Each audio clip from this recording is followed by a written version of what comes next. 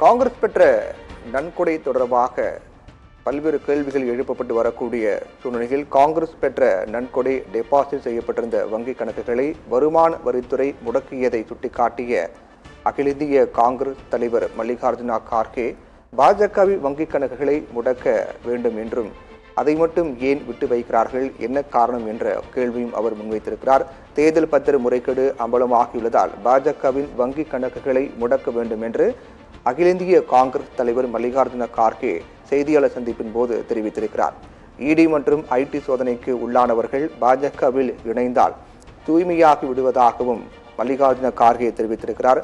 முறைகேடாக ஆதாயத்துக்காக பல்வேறு நிறுவனங்கள் பாஜகவுக்கு பணம் கொடுத்திருப்பதாகவும் தேர்தல் நன்கொடை பத்திரம் மூலமாக அதே போன்று நன்கொடை கொடுத்த நிறுவனங்களுக்கு பல்வேறு சலுகைகளை முறைகேடாக பாஜக அரசு செய்திருப்பதாக மல்லிகார்ஜுன கார்கே குற்றம் சாட்டியிருக்கிறார்.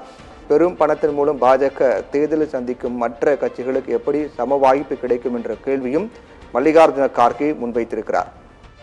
தேர்தல் களத்தில் கட்சிகளிடையே எங்கே சமநிலை உள்ளது என்று கேள்வி எழுப்பியிருக்கிறார்.